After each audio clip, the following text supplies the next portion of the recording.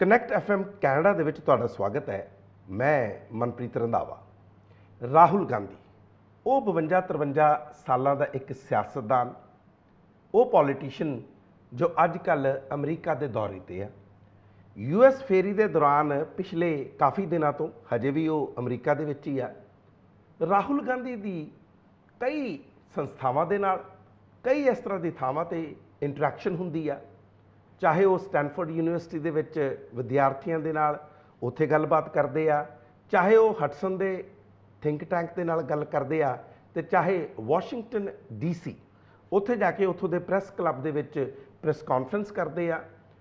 Indian diaspora ਦਾ ਜਿਹੜਾ response ਮਿਲ ਰਿਹਾ ਰਾਹੁਲ ਗਾਂਧੀ ਨੂੰ, ਉਸ ਨਾਲ ਭਾਰਤੀ ਜਨਤਾ ਪਾਰਟੀ ਬਹੁਤ ਵਿਚਲਿਤ ਆ ਤੇ ਕਈ ਗੱਲਾਂ 'ਤੇ ਤਾਂ ਤਿਲ ਮਿਲਾ ਵੀ ਜਾਂਦੀ ਆ। ਹੁਣ ਰਾਹੁਲ ਗਾਂਧੀ ਨੇ ਇੱਕ ਇਹੋ ਜਿਹੀ ਗੱਲ ਕਹਿਤੀ ਆ ਜੋ ਭਾਰਤੀ ਜਨਤਾ ਪਾਰਟੀ ਨੂੰ ਕੋਈ ਸਹੀ ਨਹੀਂ ਲੱਗੀ। BJP ਨੂੰ ਲੱਗਿਆ ਕਿ ਇਹ ਰਾਹੁਲ ਗਾਂਧੀ ਕਿਸ ਤਰ੍ਹਾਂ ਦੀ ਗੱਲ ਕਰ ਰਹੇ ਆ। ਦਰਅਸਲ ਰਾਹੁਲ ਗਾਂਧੀ ਨੇ ਕਿਹਾ ਕੀ ਆ, ਉਹਨਾਂ ਨੇ ਕਿਹਾ ਕਿ ਜਿਹੜੀਆਂ ਸਨ 2024 ਦੀਆਂ ਲੋਕ ਸਭਾ ਦੀਆਂ ਚੋਣਾਂ ਨੇ, ਉੱਥੇ ਰਾਹੁਲ ਗਾਂਧੀ ਨੇ ਲਕੀਰ ਖਿੱਚਤੀ। ਕਹਿੰਦੇ ਇਹ ਜਿਹੜੀਆਂ ਚੋਣਾਂ ਹੋਣ ਜਾ ਰਹੀਆਂ ਨੇ, ਇਹ ਗਾਂਧੀ ਦੀ ਕਾਂਗਰਸ, ਯਾਨੀ ਕਿ ਉਹਨਾਂ ਦੀ ਕਾਂਗਰਸ, ਅਸੀਂ ਗਾਂਧੀ ਦੀ ਕਾਂਗਰਸ ਆ ਕਹਿੰਦੇ, ਤੇ ਗੋਡਸੇ ਦੀ RSS ਤੇ ਭਾਰਤੀ ਜਨਤਾ ਪਾਰਟੀ 'ਚ ਹੋ ਰਹੀ ਆ। ਇਹ ਸਿੱਧੀ ਲਕੀਰ ਖਿੱਚਦੀ ਆ।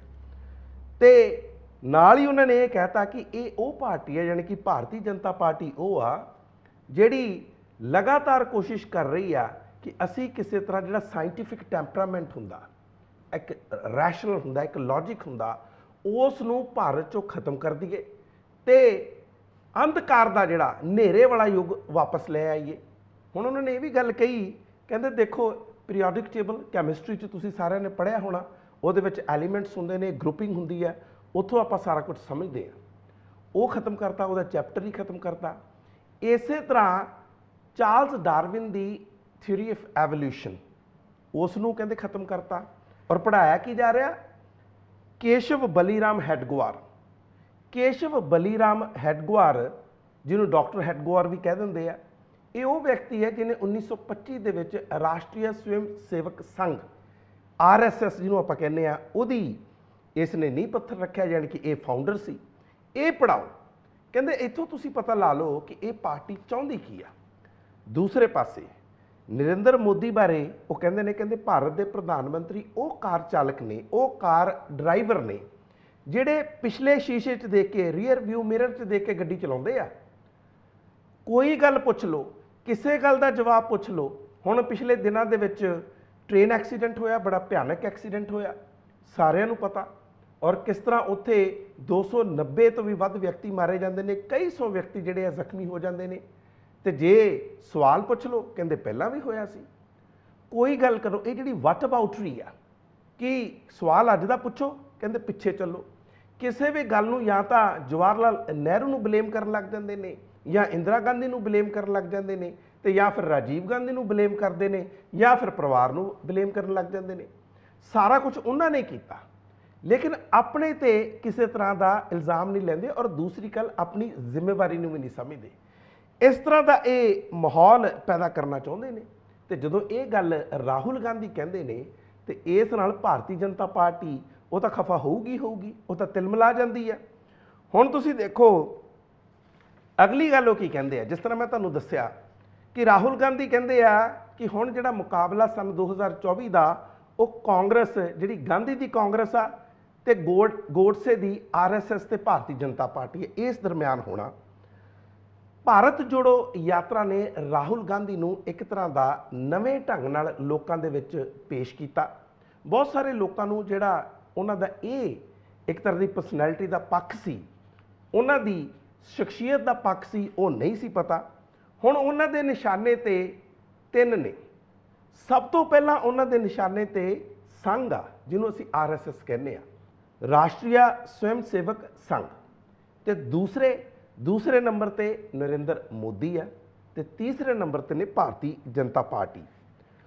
ਇਹ ਸਾਰੀ ਕੋਈ ਐਵੇਂ ਨਹੀਂ ਗੱਲਾਂ ਹੋ ਰਹੀਆਂ ਕਿ ਐਵੇਂ ਕ੍ਰਿਟਿਸਾਈਜ਼ ਕਰ ਦੋ ਜਾਂ ਐਵੇਂ ਆਲੋਚਨਾ ਕਰ ਦੋ। ਬੜੀ ਸੋਚੀ ਸਮਝੀ ਰਾਜਨੀਤੀ ਦੇ ਨਾਲ ਇਹ ਬਿਆਨਬਾਜ਼ੀ ਹੋ ਰਹੀ ਹੈ। ਮੈਂ ਰਾਹੁਲ ਗਾਂਧੀ ਦੀ ਗੱਲ ਕਰ ਰਿਹਾ। ਔਰ ਰਾਹੁਲ ਗਾਂਧੀ ਨੂੰ ਇਹ ਵੀ ਲੱਗਦਾ ਕਿ ਜਿਹੜੀ ਹਿੰਦੂ ਮੁਸਲਿਮ ਰਾਜਨੀਤੀ ਇਸ ਮੁਲਕ ਦੇ ਵਿੱਚ ਸ਼ੁਰੂ ਹੋਈ ਹੋਈ ਆ, ਇਸ ਤੋਂ ਲੋਕ ਅੱਕ ਚੁੱਕੇ ਨੇ, ਇਹਦੇ ਜਵਾਬ ਮੰਗਦੇ ਨੇ। ਇਸੇ ਕਰਕੇ ਉਹਨਾਂ ਦੇ ਵਿੱਚ ਉਹ ਚੀਜ਼ਾਂ ਹੁਣ ਉਹਨਾਂ ਨੂੰ ਪ੍ਰਭਾਵਿਤ ਨਹੀਂ ਕਰਦੀਆਂ, ਬਲਕਿ ਉਹਨਾਂ ਨੂੰ ਗੁੱਸਾ ਆਉਂਦਾ। ਦੇਸ਼ ਦੇ ਜਿਹੜੇ ਆਮ ਲੋਕ ਨੇ ਉਹ ਸੰਘ ਦੀ ਰਾਜਨੀਤੀ ਤੋਂ, ਜਿਸ ਤਰ੍ਹਾਂ ਦੀਆਂ ਉਹ ਬਿਆਨਬਾਜ਼ੀਆਂ ਕਰਦੇ ਨੇ, ਉਸ ਤੋਂ ਵੀ ਅੱਕ ਚੁੱਕੇ ਨੇ। ਤੇ ਉਹਨਾਂ ਨੇ ਬਿਲਕੁਲ ਸਪਸ਼ਟ ਕਰਤਾ ਕਿ ਸੰਘ ਆ ਜਿਹੜਾ ਉਹ ਗਾਂਧੀ ਦੇ ਹਥਿਆਰੇ ਦੇ ਨਾਲ ਖੜਿਆ, ਉਸ ਦੇ ਕਾਤਲ ਦੇ ਨਾਲ ਖੜਿਆ, ਤੇ ਜਿਹੜੇ ਅਸੀਂ ਆ, ਅਸੀਂ ਗਾਂਧੀ ਦੇ ਨਾਲ ਖੜੇ ਆ। ਹੁਣ ਤੁਸੀਂ ਇੱਕ ਚੀਜ਼ ਹੋਰ ਦੇਖੋ, ਇਸੇ ਕਰਕੇ ਕੋਈ ਆਰਐਸਐਸ ਹਿੰਦੂ ਰਾਸ਼ਟਰ ਦੀ ਗੱਲ ਕਰਦੀ ਹੈ, ਇਹ ਤਾਂ ਉਹ ਬਾਰ-ਬਾਰ ਕਹਿੰਦੇ ਹੀ ਨਹੀਂ। ਆਰਐਸਐਸ ਜਾਂ ਇਹਨਾਂ ਦੇ ਨਾਲ ਜਿੰਨੇ ਵਿਅਕਤੀ ਜੁੜੇ ਹੋਏ ਨੇ, ਤੁਸੀਂ ਇੱਕ ਗੱਲ ਨੋਟ ਕਰਨਾ, 30 ਜਨਵਰੀ ਜਦੋਂ ਮਹਾਤਮਾ ਗਾਂਧੀ ਦਾ ਕਤਲ ਹੁੰਦਾ, ਐਸੈਸੀਨੇਸ਼ਨ ਹੁੰਦੀ ਆ, ਉਸ ਦਿਨ 30 ਜਨਵਰੀ ਨੂੰ ਵੀ ਤੇ ਫਿਰ 2 ਅਕਤੂਬਰ ਜਿਸ ਦਿਨ ਗਾਂਧੀ ਜਯੰਤੀ ਹੁੰਦੀ ਆ, ਜਿੰਨੇ ਆਰਐਸਐਸ ਦੇ ਜਾਂ ਇਹਨਾਂ ਦੇ ਨਾਲ ਉਹ ਵਿਅਕਤੀ ਜੁੜੇ ਹੁੰਦੇ ਨੇ, ਉਹਨਾਂ ਦੀ ਕਦੇ ਟਵਿੱਟਰ ਤੇ ਜਾ ਕੇ, ਫੇਸਬੁੱਕ ਤੇ ਜਾ ਕੇ ਉਹਨਾਂ ਦੀਆਂ ਤੁਸੀਂ ਪ੍ਰੋਫਾਈਲਸ ਚੈੱਕ ਕਰਿਓ, ਉਹ ਸਾਰੇ ਇਹਨਾਂ ਦੇ ਨਾਲ ਜੁੜੇ ਹੁੰਦੇ ਨੇ। ਤੇ ਉਸ ਦਿਨ ਟ੍ਰੈਂਡ ਕੀ ਹੋ ਰਿਹਾ ਹੁੰਦਾ? ਗੋਡਸੇ ਅਮਰ ਰਹੇ। ਇੱਥੋਂ ਪਤਾ ਲੱਗਦਾ ਰਾਹੁਲ ਗਾਂਧੀ ਕਹਿੰਦੇ ਕਿ ਇਹਨਾਂ ਦੀ ਵਿਚਾਰਧਾਰਾ ਕੀ ਆ, ਇਹ ਕਿਸ ਤਰ੍ਹਾਂ ਦੀ ਵਿਚਾਰਧਾਰਾ ਤੋਂ ਆਉਂਦੇ ਨੇ। ਤੇ ਵੈਸੇ ਵੀ ਕਹਿੰਦੇ ਜਿਹੜੀਆਂ ਸਨ 2019 ਦੇ ਵਿੱਚ ਚੋਣਾਂ ਹੋਈਆਂ ਲੋਕ ਸਭਾ ਦੀਆਂ, ਹਾਲਾਂਕਿ 37% ਵੋਟਾਂ ਉਹ ਭਾਰਤੀ ਜਨਤਾ ਪਾਰਟੀ ਨੂੰ ਪਈਆਂ, ਇਹਦੇ ਵਿੱਚ ਤਾਂ ਕੋਈ ਦੋ ਰਾਵਾਂ ਹੀ ਨਹੀਂ, ਪਰ 1/3 ਵੋਟਾਂ ਇਹ 2/3 ਲੋਕ ਤਾਂ ਕਹਿੰਦੇ ਅੱਜ ਵੀ ਭਾਰਤੀ ਜਨਤਾ ਪਾਰਟੀ, ਆਰਐਸਐਸ ਜਾਂ ਇਹਨਾਂ ਦੀ ਵਿਚਾਰਧਾਰਾ ਦੇ ਖਿਲਾਫ ਨੇ। ਹਾਂ, ਇਹ ਗੱਲ ਜ਼ਰੂਰ ਆ ਕਿ ਖਿਲਰੇ ਹੋਏ ਆ, ਆਪਸ ਦੇ ਵਿੱਚ ਜੁੜੇ ਨਹੀਂ ਹੋਏ। ਜੇ ਆਪਸ ਦੇ ਵਿੱਚ ਜੁੜ ਜਾਣ, ਜਿਹੜੀ ਕਿ ਇਸ ਟਾਈਮ ਆਪੋਜੀਸ਼ਨ ਪਾਰਟੀਆਂ ਕਰ ਰਹੀਆਂ ਨੇ, ਤੇ ਫਿਰ ਤੁਸੀਂ ਆਪ ਅੰਦਾਜ਼ਾ ਲਾ ਸਕਦੇ ਹੋ ਕਿ ਰਾਜਨੀਤੀ ਦੇ ਸਮੀਕਰਨ ਬਦਲਣ ਦੇ ਵਿੱਚ ਦੇਰ ਨਹੀਂ ਲੱਗਦੀ। ਅਗਲੀ ਗੱਲ ਉਹ ਇਹ ਕਹਿੰਦੇ ਨੇ, ਰਾਹੁਲ ਗਾਂਧੀ ਕਹਿੰਦੇ ਇਹਨਾਂ ਦਾ ਜਿਹੜਾ ਗੁਰੂ ਆ, ਜਿਸ ਤੋਂ ਇਹ ਸੇਧ ਲੈਂਦੇ ਨੇ, ਉਹ ਤਾਂ ਅੱਜ ਵੀ ਵਿਨਾਇਕ ਦਮੋਦਰ ਸਾਵਰਕਰ ਆ। ਇਹ ਉਹੀ ਸਾਵਰਕਰ ਜਿਨ੍ਹਾਂ ਦੇ 140ਵੇਂ ਜਨਮ ਦਿਨ ਤੇ, ਜਨਮ ਸ਼ਤਾਬਦੀ ਤੇ, ਜਦੋਂ ਨਵੀਂ ਪਾਰਲੀਮੈਂਟ ਦਾ, ਜਿਹਨੂੰ ਅਸੀਂ ਸੈਂਟਰਲ ਵਿਸਟਾ ਪ੍ਰੋਜੈਕਟ ਕਹਿੰਦੇ ਆ, 28 ਮਈ ਨੂੰ ਉਸ ਦਿਨ ਉਦਘਾਟਨ ਹੋਇਆ ਸੀ, ਜਿਹੜਾ 20 ਪਾਰਟੀਆਂ ਨੇ, ਆਪੋਜੀਸ਼ਨ ਪਾਰਟੀਆਂ ਨੇ, ਜਿਸ ਦਾ ਬਾਈਕਾਟ ਕੀਤਾ ਸੀ। ਤੇ ਆਪਾਂ ਨੂੰ ਹੁਣ ਤਾਂ ਇਹ ਵੀ ਪਤਾ ਲੱਗ ਗਿਆ ਕਿ ਇਹ ਜਿਹੜਾ ਆਰਕੀਟੈਕਟ ਆ, ਜਿਸ ਤੇ ਕਰੋੜਾਂ ਰੁਪਇਆ ਖਰਚ ਕਰ ਦਿੱਤਾ, ਇਹ ਤਾਂ ਸੋਮਾਲੀਆ ਦੇ ਵਿੱਚ ਇੱਕ ਪਾਰਲੀਮੈਂਟ ਦੀ ਬਿਲਡਿੰਗ ਸੀ, ਜਿਨ੍ਹਾਂ ਨੂੰ ਉਹਨਾਂ ਨੇ ਰੱਦ ਕਰ ਦਿੱਤਾ, ਜਿਹੜੀ ਅਬੈਂਡਨਡ ਬਿਲਡਿੰਗ ਆ, ਕਹਿੰਦੇ ਉਹਦਾ ਸਾਰਾ ਰੈਪਲੀਕਾ ਉੱਥੋਂ ਚੱਕ ਕੇ ਲਿਆਏ ਨੇ, ਤੇ ਇੱਥੇ ਆ ਕੇ ਕਹਿੰਦੇ ਨੇ ਕਿ ਅਸੀਂ ਨਵੇਂ ਭਾਰਤ ਦਾ ਨਿਰਮਾਣ ਕਰ ਰਹੇ ਹਾਂ। ਖੈਰ, ਅੱਗੇ ਚੱਲਦੇ ਆ। ਤੇ ਜੇ ਅੱਜ ਵੀ ਇਹਨਾਂ ਦਾ ਵੱਸ ਚੱਲੇ ਤਾਂ ਇਹ ਸਾਵਰਕਰ ਨੂੰ ਰਾਸ਼ਟਰਪਿਤਾ ਮੰਨ ਲੈਣ, ਇੱਥੋਂ ਤੱਕ ਵੀ ਗੱਲਾਂ ਹੋਣ ਲੱਗ ਪਈਆਂ। ਪਰ ਮਜਬੂਰੀ ਆ ਕਿ ਭਾਰਤ ਦੇ ਵਿੱਚ ਵੀ ਬਹੁ ਗਿਣਤੀ ਜਾਂ ਬਾਹਰਲੇ ਮੁਲਕਾਂ ਦੇ ਵਿੱਚ ਅੱਜ ਵੀ ਮਹਾਤਮਾ ਗਾਂਧੀ ਦੀ ਹੀ ਤੂਤੀ ਬੋਲਦੀ ਆ, ਅੱਜ ਵੀ ਉਹਨਾਂ ਨੂੰ ਮੰਨਿਆ ਜਾਂਦਾ। ਹੁਣ ਤੁਹਾਨੂੰ ਮੈਂ ਇੱਕ ਐਗਜ਼ਾਮਪਲ ਦਿੰਦਾ। ਆ ਬੀਤੇ 20 ਮਈ ਨੂੰ, ਪਿਛਲੇ ਮਹੀਨੇ ਹੀ G7 ਦੀ ਮੀਟਿੰਗ ਸੀ, ਤੇ ਭਾਰਤ ਦੇ ਪ੍ਰਧਾਨ ਮੰਤਰੀ ਜਾਪਾਨ ਜਾਂਦੇ ਨੇ। ਜਾਪਾਨ ਜਾ ਕੇ ਉਹ ਹਿਰੋਸ਼ੀਮਾ ਜਾਂਦੇ ਨੇ, ਉਹ ਹਿਰੋਸ਼ੀਮਾ ਜਿੱਥੇ 6 ਅਗਸਤ 1945 ਨੂੰ ਐਟੋਮਿਕ ਬੰਬ ਸਿੱਟਿਆ ਗਿਆ ਸੀ। ਉੱਥੇ ਇੱਕ ਪੀਸ ਪਾਰਕ ਆ, ਪੀਸ ਪਾਰਕ ਮੈਮੋਰੀਅਲ ਆ। ਉਸ ਮੈਮੋਰੀਅਲ ਦੇ ਵਿੱਚ ਤੁਸੀਂ ਦੇਖੋ, ਇਹਨਾਂ ਨੇ ਇੱਕ ਬਸਟ, ਯਾਨੀ ਕਿ ਮਹਾਤਮਾ ਗਾਂਧੀ ਦੀ ਇੱਕ ਮੂਰਤੀ ਉੱਥੇ ਲਾਈ ਆ, ਇਹ ਕਹਿ ਕੇ ਕਿ ਇੱਥੇ ਪੀਸ ਆਊਗਾ। ਪ੍ਰਧਾਨ ਮੰਤਰੀ ਨਰਿੰਦਰ ਮੋਦੀ ਨੇ ਉਹਨਾਂ ਨੂੰ ਫੁੱਲ ਚੜਾਏ ਨੇ। ਇੱਥੇ ਵੀ ਰਾਜਘਾਟ ਦੇ ਵਿੱਚ ਜਦੋਂ ਜਾਂਦੇ ਨੇ ਤੇ ਮਹਾਤਮਾ ਗਾਂਧੀ ਨੂੰ ਫੁੱਲ ਚੜਾਉਣੇ ਪੈਂਦੇ ਨੇ। ਸੋ ਕਹਿਣ ਦਾ ਭਾਵ ਆ ਕਿ ਬਾਹਰ ਜਦੋਂ ਵੀ ਜਾਣਗੇ, ਪ੍ਰਧਾਨ ਮੰਤਰੀ ਜਾਣ ਜਾਂ ਕੋਈ ਵੀ ਜਾਵੇ, ਤਾਂ ਉਹ ਗਾਂਧੀ ਦੀ ਹੀ ਗੱਲ ਕਰਨੀ ਪਊਗੀ, ਐਦਾਂ ਨਹੀਂ ਆ। ਪਰ ਜਿਹੜੇ ਇਹਨਾਂ ਦੇ ਸਮਰਥਕ ਨੇ, ਉਹ ਗਵਾਲੀਅਰ ਦੇ ਵਿੱਚ ਗੋਡਸੇ ਦਾ ਮੰਦਿਰ ਬਣਵਾ ਦਿੰਦੇ ਨੇ, ਮੇਰਠ ਦੇ ਵਿੱਚ ਗੋਡਸੇ ਦੀ ਮੂਰਤੀ ਸਥਾਪਿਤ ਕਰ ਦਿੰਦੇ ਨੇ।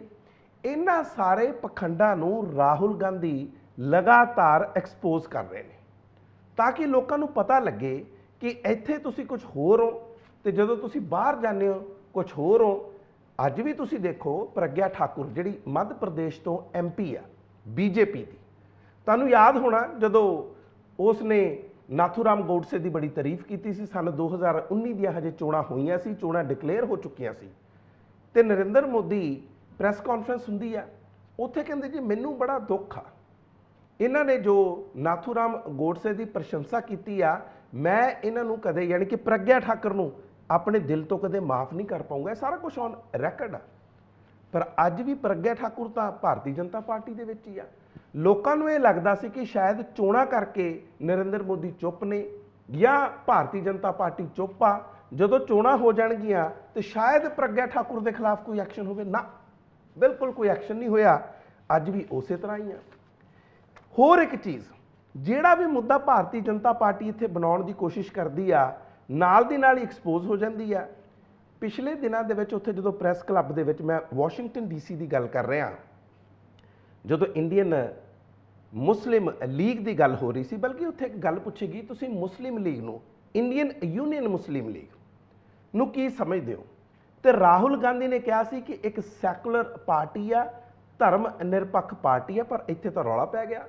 ਭਾਰਤੀ ਜਨਤਾ ਪਾਰਟੀ ਹੋਈ, RSS ਹੋਈ, ਜਾਂ ਇਹਨਾਂ ਦੇ ਜਿਹੜੇ ਹੋਰ ਹਿੰਦੂ ਸਮਰਥਕ ਜਥੇਬੰਦੀਆਂ ਨੇ ਜਾਂ ਇਹਨਾਂ ਦੇ ਸਪੋਰਟਰਸ ਨੇ, ਉਹਨਾਂ ਨੇ ਤਾਂ ਇੱਕੋਦਮ ਟ੍ਰੋਲਿੰਗ ਸ਼ੁਰੂ ਕਰਤੀ। ਕਹਿੰਦੇ ਦੇਖੋ ਜੀ, ਰਾਹੁਲ ਗਾਂਧੀ ਦਾ ਤਾਂ ਚਿਹਰਾ ਸਾਹਮਣੇ ਆ ਗਿਆ।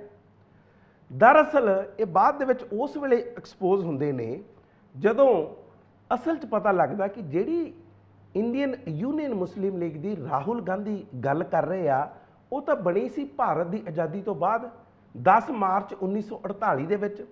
ਤੇ ਜਿਹੜੀ ਗੱਲ ਇਹ ਟ੍ਰੋਲਿੰਗ ਹੋ ਰਹੀ ਹੈ ਜਿਸ ਦੀ ਮੁਸਲਿਮ ਲੀਗ ਦੀ, ਉਹ ਗੱਲ ਕਰ ਰਹੀ ਹੈ Bharatiya Janata party, all India Muslim League, ਜਿਹੜੀ 30 ਦਸੰਬਰ 1906 'ਚ ਬਣੀ ਸੀ, ਜਿਨ੍ਹਾਂ ਉਲ ਹੱਕ ਦੀ ਇਹ ਗੱਲ ਕਰ ਰਹੇ ਆ। ਇਹਨਾਂ ਨੂੰ ਹਜੇ ਇਹ ਵੀ ਨਹੀਂ ਪਤਾ, ਕਿਉਂਕਿ ਨਾ ਤਾਂ ਇਹ ਵਟ ਬਾਊਟਰੀ ਦੀ ਗੱਲ ਕਰਦੇ ਆ, WhatsApp ਯੂਨੀਵਰਸਿਟੀ ਤੋਂ ਪੜ੍ਹ ਕੇ ਵਿਦਵਾਨ ਬਣ ਜਾਂਦੇ ਨੇ, ਪਰ ਪਤਾ ਹੀ ਨਹੀਂ ਹੈ ਕਿਹਦੀ ਟ੍ਰੋਲਿੰਗ ਕਰ ਰਿਹਾ। ਅੱਛਾ, ਇਹ ਵੀ ਗੱਲ ਆ ਤੁਹਾਨੂੰ ਦੱਸਾਂ, ਜਿਹੜੀ ਆਲ ਇੰਡੀਆ ਮੁਸਲਿਮ ਲੀਗ ਸੀ, ਸ਼ਾਮਾ ਪ੍ਰਸਾਦ ਮੁਖਰਜੀ ਅਖਿਲ ਭਾਰਤੀ ਹਿੰਦੂ ਮਹਾਸਭਾ ਦੇ 1943 ਤੋਂ ਲੈ ਕੇ 1946 ਤੱਕ ਪ੍ਰਧਾਨ ਰਹੇ ਨੇ, ਕਰਤਾ ਧਰਤਾ ਰਹੇ ਨੇ। ਬਲਕਿ ਉਹਨਾਂ ਨੇ ਤਾਂ ਉਸ ਵਕਤ ਦੀ ਆਲ ਇੰਡੀਆ ਮੁਸਲਿਮ ਲੀਗ ਦੇ ਨਾਲ ਬੰਗਾਲ ਦੇ ਵਿੱਚ ਸਰਕਾਰ ਬਣਾਈ ਹੋਈ ਹੈ, ਖੁਦ ਫਾਈਨੈਂਸ ਮਿਨਿਸਟਰ ਸੀ, ਤੁਹਾਨੂੰ ਇਹ ਵੀ ਯਾਦ ਹੋਣਾ ਚਾਹੀਦਾ। ਸੋ ਇਹੀ ਨਹੀਂ ਪਤਾ ਲੱਗਦਾ ਇਹਨਾਂ ਨੂੰ ਇਹਦੀ ਆਲੋਚਨਾ ਕਿਸ ਚੀਜ਼ ਦੀ ਕਰਨੀ ਹੈ। ਖੈਰ, ਅੱਗੇ ਚੱਲਦੇ ਹਾਂ। ਗੱਲ ਜਦੋਂ ਰਾਹੁਲ ਗਾਂਧੀ ਦੀ ਆਉਂਦੀ ਆ, ਤੇ ਰਾਹੁਲ ਗਾਂਧੀ ਬਾਰੇ ਕਈ ਤਰ੍ਹਾਂ ਦੀਆਂ ਧਾਰਨਾਵਾਂ ਬਣੀਆਂ ਹੋਈਆਂ ਨੇ। ਥੋੜਾ ਸਮਝਣ ਦੀ ਕੋਸ਼ਿਸ਼ ਕਰਦੇ ਆ, ਕਿਉਂਕਿ ਰਾਹੁਲ ਗਾਂਧੀ ਨੂੰ ਕਿਹਾ ਜਾਂਦਾ ਕਿ ਇਹ ਤਾਂ ਨਲਾਇਕ ਨੇ, ਇਹਨਾਂ ਨੂੰ ਰਾਜਨੀਤੀ ਦੀ ਸਮਝ ਨਹੀਂ, ਪੱਪੂ ਸ਼ਬਦ ਦਾ ਵੀ ਇਸਤੇਮਾਲ ਕੀਤਾ ਜਾਂਦਾ, ਸਾਰਾ ਕੁਝ। ਪਰ ਮੈਂ ਤੁਹਾਨੂੰ ਪਹਿਲਾਂ ਵੀ ਦੱਸਿਆ ਸੀ ਕਿ ਰਾਹੁਲ ਗਾਂਧੀ ਨੂੰ ਜਾਂ ਤਾਂ ਬਹੁਤ ਸਾਰੇ ਲੋਕਾਂ ਨੇ ਸਮਝਿਆ ਨਹੀਂ, ਜਾਂ ਉਹਨਾਂ ਨੂੰ ਧਿਆਨ ਨਾਲ ਸੁਣਿਆ ਨਹੀਂ, ਜਾਂ ਫਿਰ ਜਿਹੜੀਆਂ ਪਾਰਟੀਆਂ ਨੇ ਉਹ ਪ੍ਰੋਪੇਗੈਂਡਾ ਕਰਦੀਆਂ ਨੇ। ਪਰ ਮੈਂ ਤੁਹਾਨੂੰ ਇੱਥੇ ਇਹ ਦੱਸਦਾ ਕਿ ਰਾਹੁਲ ਗਾਂਧੀ ਨੂੰ ਨਲਾਇਕ ਸਾਬਤ ਕਰਨ ਦੇ ਵਿੱਚ, ਜਾਂ ਰਿਲੈਕਟੈਂਟ ਪੋਲੀਟੀਸ਼ੀਅਨ, ਕਿ ਇਹਨਾਂ ਨੂੰ ਤਾਂ ਪੋਲੀਟਿਕਸ ਦੇ ਵਿੱਚ ਜਾਂ ਸਿਆਸਤ ਦੇ ਵਿੱਚ ਦਿਲਚਸਪੀ ਨਹੀਂ ਆ, ਭਾਰਤੀ ਜਨਤਾ ਪਾਰਟੀ ਤੋਂ ਪਹਿਲਾਂ ਕਾਂਗਰਸ ਨੇ ਕਰਨਾ ਸ਼ੁਰੂ ਕਰਤਾ ਸੀ।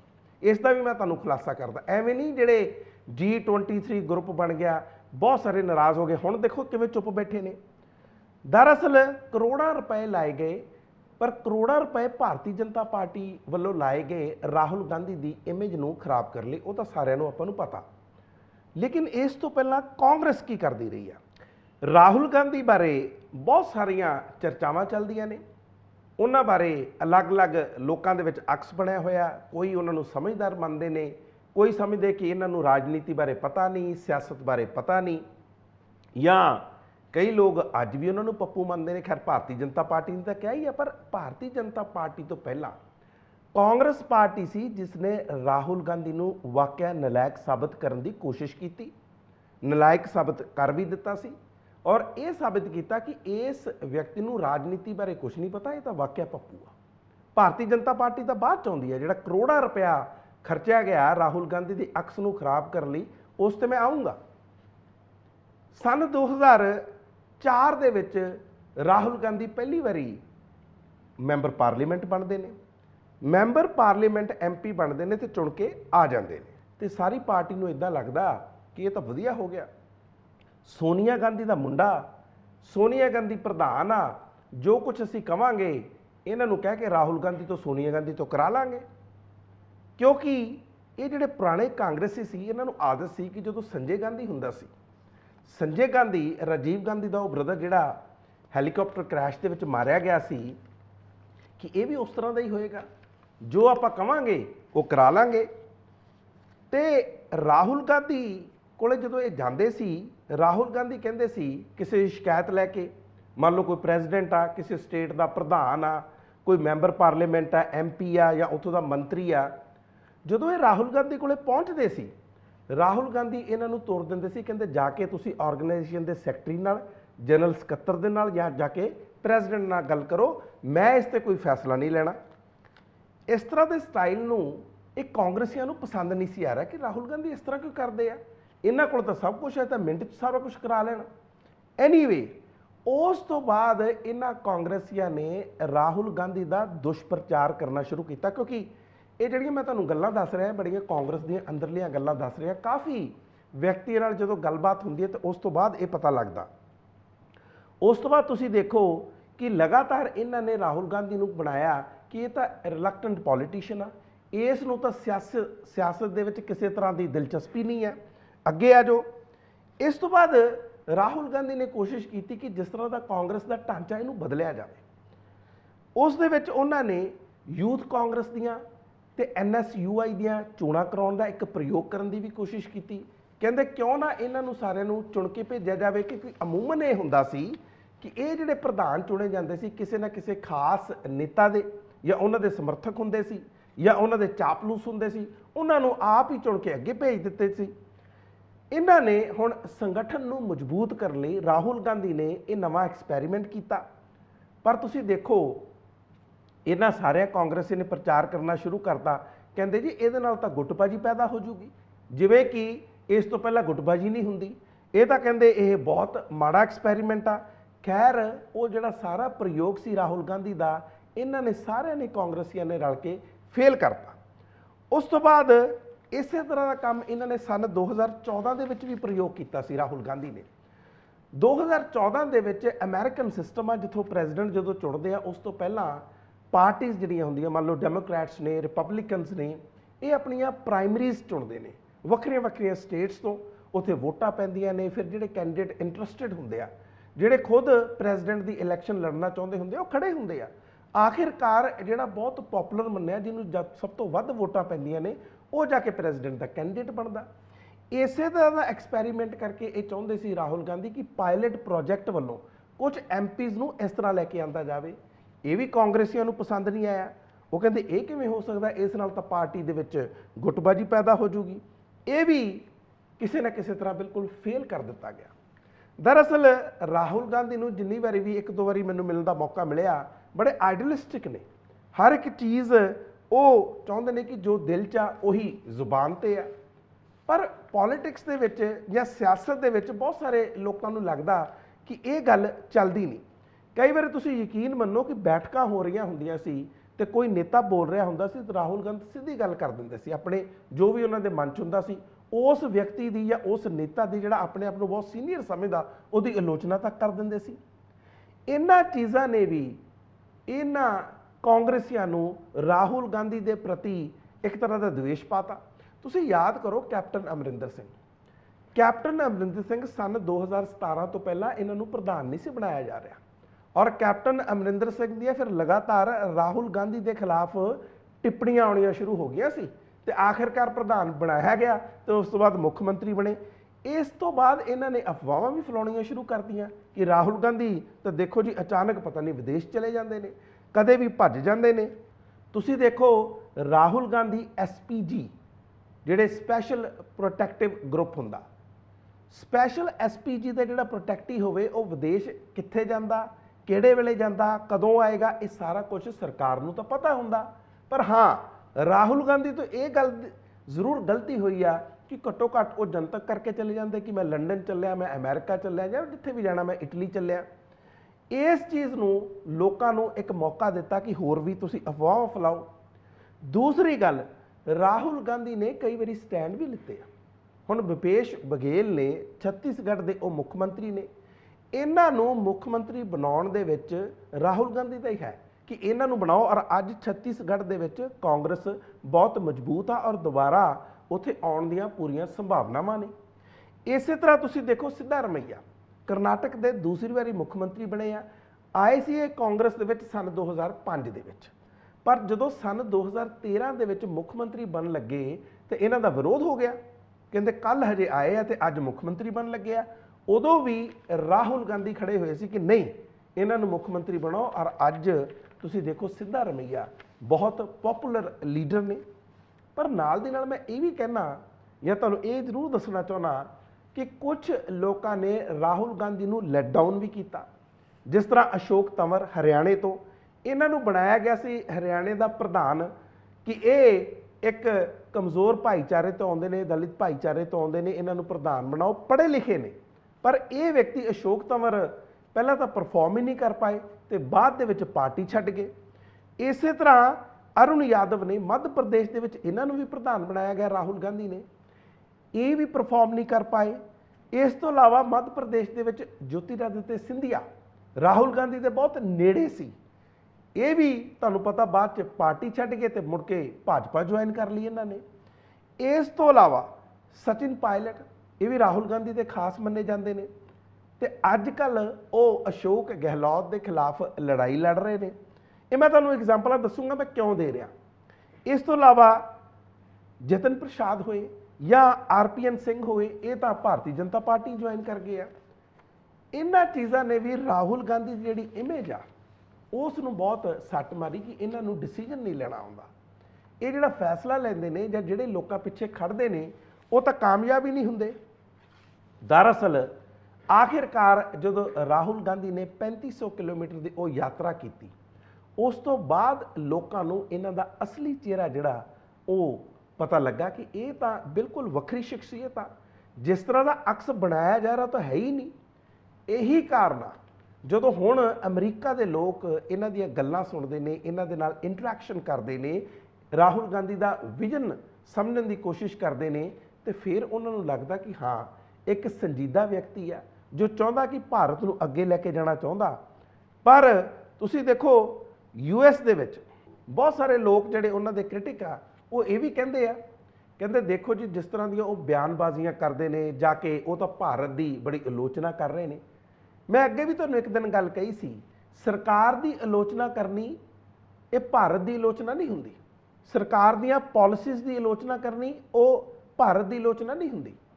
ਤੁਸੀਂ ਇੱਕ ਗੱਲ ਯਾਦ ਕਰਕੇ ਦੇਖੋ, ਜੇ ਸਨ 2013 ਦੇ ਵਿੱਚ ਨਰਿੰਦਰ ਮੋਦੀ ਨੂੰ ਵੀਜ਼ਾ ਮਿਲ ਜਾਂਦਾ ਤੇ ਹਜੇ ਸਨ 2014 ਦੇ ਵਿੱਚ ਚੋਣਾਂ ਹੋਣੀਆਂ ਸੀ ਤੇ ਕੀ ਜਾ ਕੇ ਉਹ ਬਾਹਰਲੀਆਂ ਵਿਦੇਸ਼ੀ ਧਰਤੀਆਂ ਤੇ ਜਾ ਕੇ ਡਾਕਟਰ ਮਨਮੋਹਨ ਸਿੰਘ ਦੀ ਤਾਰੀਫ ਕਰਦੇ? ਕੋਲ ਸਕੈਮ ਦੀ ਜਾਂ 2G ਸਕੈਮ ਦੀ ਜਾਂ ਜਿੰਨੀਆਂ ਵੀ ਕਾਮਨਵੈਲਥ ਸਕੈਮ ਦੀ ਉਹਨਾਂ ਦੀਆਂ ਚਰਚਾਵਾਂ ਨਹੀਂ ਕਰਦੇ, ਬਲਕਿ ਇਹ ਕਹਿੰਦੇ ਕਿ ਬਹੁਤ ਵਧੀਆ ਸਰਕਾਰ ਚੱਲ ਰਹੀ ਹੈ। ਇਹੀ ਕਹਿੰਦੇ ਕਿ ਨਲਾਇਕ ਸਰਕਾਰ ਚੱਲ ਰਹੀ ਹੈ ਤੇ ਬਾਅਦ ਦੇ ਵਿੱਚ ਇੱਥੇ ਵੀ ਕਿਹਾ। ਵੈਸੇ ਵੀ ਵਿਦੇਸ਼ਾਂ 'ਚ ਜਾਣਾ ਜਾਂ ਇੱਥੇ ਗੱਲ ਕਹਿਣੀ ਹੁਣ ਕੋਈ ਇਸ ਦਾ ਕੋਈ ਫਰਕ ਨਹੀਂ ਰਿਹਾ। ਇੰਟਰਨੈਟ ਦਾ ਜ਼ਮਾਨਾ, ਸੋਸ਼ਲ ਮੀਡੀਆ ਦਾ ਜ਼ਮਾਨਾ, ਹੁਣ ਤੁਸੀਂ ਦੇਖੋ ਟੀਵੀ ਚੈਨਲਸ ਨੇ, ਜੋ ਦੁਨੀਆ ਇੰਨੀ ਸੁੰਗੜ ਗਈ ਆ ਤੇ ਤੁਹਾਡੀ ਅੱਜ ਦੀ ਇੱਥੇ ਕਹੀ ਹੋਈ ਗੱਲ ਜਾਂ ਵਿਦੇਸ਼ 'ਚ ਕਹੀ ਹੋਈ ਗੱਲ ਤਾਂ ਪੂਰੀ ਦੁਨੀਆ ਦੇ ਵਿੱਚ ਮਿੰਟਾਂ 'ਚ ਫੈਲ ਜਾਂਦੀ ਹੈ। ਭਾਰਤੀ ਜਨਤਾ ਪਾਰਟੀ ਜਦੋਂ ਰਾਹੁਲ ਗਾਂਧੀ ਦੀ ਇਸ ਗੱਲ ਦੀ ਆਲੋਚਨਾ ਕਰਦੀ ਆ ਕਿ ਇਹ ਵਿਦੇਸ਼ੀ ਧਰਤੀਆਂ ਤੇ ਜਾ ਕੇ ਦੇਖੋ ਭਾਰਤ ਦੀ ਆਲੋਚਨਾ ਕਰਦੇ ਆ, ਤੇ ਮੈਨੂੰ ਲੱਗਦਾ ਉਹਨਾਂ ਦੀ ਇਹ ਗੱਲ ਹੁਣ ਜ਼ਿਆਦਾ ਲੋਕਾਂ ਨੂੰ ਪਸੰਦ ਨਹੀਂ ਆਉਂਦੀ, ਬਲਕਿ ਇਸੇ ਕਰਕੇ ਉਹਨਾਂ ਨੂੰ ਸਮਰਥਨ ਹੀ ਨਹੀਂ ਮਿਲਦਾ ਕਿਉਂਕਿ ਹੁਣ ਵਿਦੇਸ਼ ਜਾਂ ਕੋਈ ਦੇਸ਼ ਰਹਿ ਨਹੀਂ ਗਿਆ। ਸੀਮਾਵਾਂ ਜਿਹੜੀਆਂ ਨੇ ਉਹ ਲਗਭਗ ਖਤਮ ਹੋ ਚੁੱਕੀਆਂ ਨੇ। ਇੰਟਰਨੈਟ ਦਾ ਜ਼ਮਾਨਾ, ਸੋਸ਼ਲ ਮੀਡੀਆ ਦਾ ਜ਼ਮਾਨਾ, YouTube ਦਾ ਜ਼ਮਾਨਾ, ਟੀਵੀ ਚੈਨਲਸ ਦਾ ਜ਼ਮਾਨਾ, ਅਖਬਾਰਾਂ ਵੀ ਹੁਣ ਤਾਂ ਸੀਮਿਤ ਨਹੀਂ ਹੈ। ਸੋ ਇਸ ਕਰਕੇ ਜਦੋਂ ਇਸ ਤਰ੍ਹਾਂ ਦੀ ਆਲੋਚਨਾ ਕਰਦੇ ਆ, ਔਰ ਵੈਸੇ ਵੀ ਮੈਂ ਤੁਹਾਨੂੰ ਪਹਿਲਾਂ ਦੱਸੀ ਸੀ ਗੱਲ ਕਿ ਕਿਸੇ ਵੀ ਲੀਡਰ ਦੀ ਆਲੋਚਨਾ ਕਰਨੀ ਉਹ ਜ਼ਰੂਰੀ ਨਹੀਂ ਹੁੰਦਾ, ਕਿਉਂਕਿ ਉਹਦੀਆਂ ਪਾਲਿਸੀਜ਼ ਦੀ, ਸਰਕਾਰ ਦੀ ਪਾਲਿਸੀਜ਼ ਦੀ ਆਲੋਚਨਾ ਕਰਨੀ ਕਿਸੇ ਮੁਲਕ ਦੀ ਆਲੋਚਨਾ ਕਰਨੀ ਨਹੀਂ ਹੁੰਦੀ। ਹੁਣ ਦੇਖੋ ਜਿਹੜੇ ਤੁਸੀਂ ਭਾਰਤ ਦੇ ਵਿੱਚ ਵੀ ਫੈਸਲੇ ਲੈਂਦੇ ਹੋ ਉਹ ਜਦੋਂ ਲੋਕਾਂ ਦੇ ਹੱਕ ਦੇ ਵਿੱਚ ਨਹੀਂ ਜਾਂਦੇ ਤੇ ਉਹ ਰਾਹੁਲ ਗਾਂਧੀ ਤਾਂ ਨਹੀਂ ਉੱਥੇ ਦੱਸ ਰਹੇ। ਅਗਰ ਰੈਸਲਰਸ ਦੇ ਮਾਮਲੇ ਦੇ ਵਿੱਚ ਤੁਸੀਂ ਭਾਰਤ ਭੂਸ਼ਣ ਸ਼ਰਨ ਸਿੰਘ ਨੂੰ ਨਹੀਂ ਫੜਦੇ, ਇੱਕ ਉਸ ਵਿਅਕਤੀ ਨੂੰ ਜਿਸ ਨੇ ਉਹਨਾਂ ਸਾਰੀਆਂ ਲੜਕੀਆਂ ਦੇ ਨਾਲ ਕਥਿਤ ਤੌਰ ਤੇ ਸੈਕਸੁਅਲ ਐਕਸਪਲੋਇਟੇਸ਼ਨ ਕੀਤੀ ਆ ਉਹਨਾਂ ਦੇ ਨਾਲ, ਔਰ ਸਾਰੀਆਂ ਉਹਨਾਂ ਨੇ ਸਬੂਤ FIR ਦੇ ਵਿੱਚ ਦਿੱਤੇ ਆ, ਤੇ ਫਿਰ ਆਲੋਚਨਾ ਰਾਹੁਲ ਗਾਂਧੀ ਕਰਨ ਜਾਂ ਇੱਥੇ ਹੋਵੇ ਉਹਦੇ ਨਾਲ ਫਰਕ ਕੀ ਪੈਂਦਾ? ਦਰਅਸਲ ਗੱਲ ਇਹ ਆ ਕਿ ਹੁਣ ਮੈਨੂੰ ਲੱਗਦਾ ਕਿ ਭਾਰਤੀ ਜਨਤਾ ਪਾਰਟੀ ਕੋਲੇ ਉਹ ਸਾਰੇ ਹਥਿਆਰ ਖਤਮ ਹੋ ਗਏ ਆ।